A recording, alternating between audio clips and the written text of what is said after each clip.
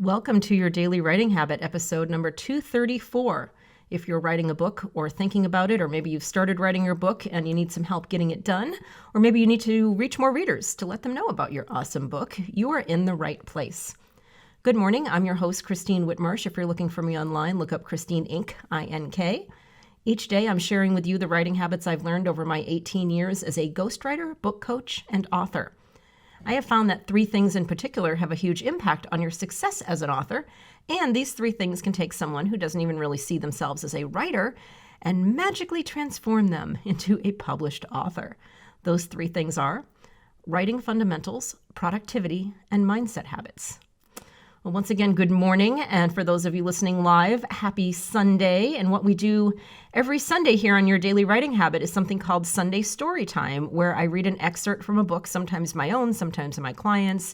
We'll eventually branch out to other ones.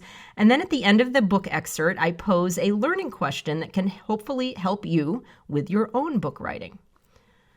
So the following excerpt, today's excerpt, is from a client book. It's called Abruptly Alone, A Widow's Memoir, and it's by Jeannie Meach Frederick. Here is that excerpt. I had an orange tree that was near death. The poor thing had a few leaves and a lot of branches that were obviously dead. When it was time to produce buds, I'd be lucky if there were a dozen on the entire tree. I asked my neighbor Skip, who owned an orange grove, what I should do. He said it was dead and only a miracle would bring it back. I wasn't attached to that tree. I decided that it must go.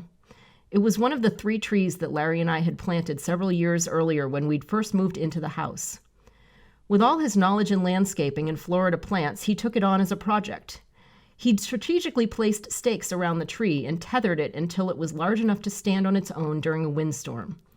He fertilized it and carefully watched it during times when freeze watches were in effect. All his work helped produce a fruit-bearing tree. We enjoyed oranges, orange juice, and giving away fruit to friends and neighbors. One unusually cold year, the weather was just too much for the tree to bear. Larry couldn't keep up with all the freezes, and the tree suffered. The fruit would never be the same, but the tree was pretty, so we kept it. After receiving the terminal diagnosis on the tree, I didn't want to hire anyone to cut it down, nor did I want to ask a friend. It wasn't a massive tree, it was just the right size. Now that I was responsible for the upkeep of the entire yard, I didn't like mowing around it. I didn't like mowing around it for Larry when it was healthy. One day, I decided this was it. I retrieved the dreaded chainsaw. I'd never used a chainsaw in my life. I watched Larry use it on a number of occasions, and it kind of looked fun. Sawing effortlessly through a log with sawdust flying everywhere, it seemed powerful. I pulled the cord several times and received no reaction. I had started the weed eater and blower many times and knew how the machine would flirt with a start. I checked to make sure there was gas in it. I tried starting with the choke and without. Okay, I'll start, but you have to pull my cord a little harder, the weed eater seemed to say. Sometimes it was, I don't want to start, so just be gentle and let me purr for a bit. The chainsaw gave me nothing. I was afraid that I'd flooded it. I decided to take it over to the manliest person I knew. Dick lived just a few blocks away. I put the chainsaw in my trunk and headed to Dick's house. When I arrived, he was on his roof with his son. As I pulled into his driveway, he sat on the roof. Hey, Dick, I need your help, I said. What is it? He replied. I can't get my chainsaw to start. I know if you can get it started for me and we let it run for a bit, I can turn it off. And when I get home, it will start right away. He effortlessly climbed down the ladder. Let me see it, he said. He checked the fuel, made sure the choke was off, and gave it a good hard look. In midair, he gave it a pull.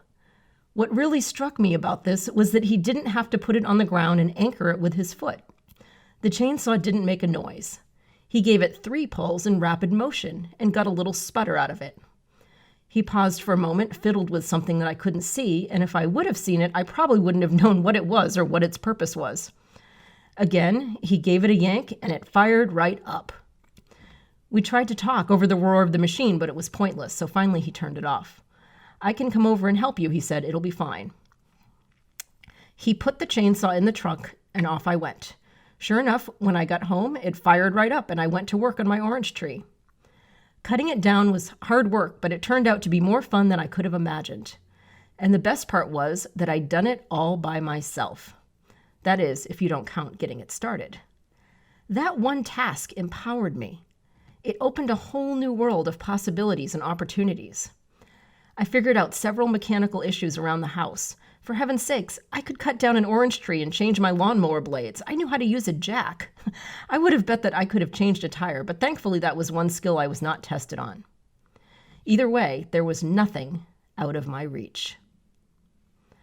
That again was an excerpt from one of my clients' books called Abruptly Alone, a Widow's Memoir by Jeannie Meach Frederick. Jeannie is actually launching her book tomorrow. I'm so excited for Jeannie. It's such a labor of love for her. Monday, December 2nd. So be sure and stop by her Facebook page. I'll give you that link in a moment. Be sure and stop by Jeannie's Facebook page for details about all the free gifts you'll get just for getting your copy of your book tomorrow.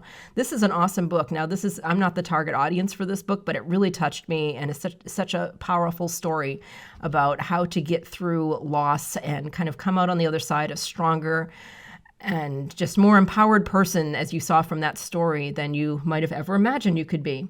So the website to go to is Jeannie's Facebook page. So facebook.com/JFREDRICK Writes, So J Frederick, FREDRICK Writes, WRITES. I'll also put this in the show notes. And I hope you enjoyed this week's Sunday story time here on Your Daily Writing Habit. And here's today's study question, hopefully for you. In this story today, the story was, very intense at times. This is a widow's memoir. That says it all. But here's this great story about a very simple everyday task, starting a chainsaw. And yet it turned into a potential plotline altering moment of personal empowerment as far as the character arc was concerned. So how can you do that in your book? How can you take just a seemingly mundane story, just an everyday task, and attach it to a piece of your character arc, your transformation? If you're the nonfiction author, if it's your memoir, so how can you attach this mundane task to just a key moment of empowerment in your character arc, or in fiction, the same for one of your characters? Hope you'll play with that question and stop by my Inc. Authors group on Facebook and LinkedIn and let me know how it works for you. Thank you for joining me here on Your Daily Writing Habit, where I'm helping you write and finish writing an awesome book. And if you know someone else who wants to write an awesome book, please let them know about Your Daily Writing Habit. They can listen on Amazon Alexa or wherever they get podcasts. Your Daily Writing Habit. Thank you very much. And until tomorrow, happy writing.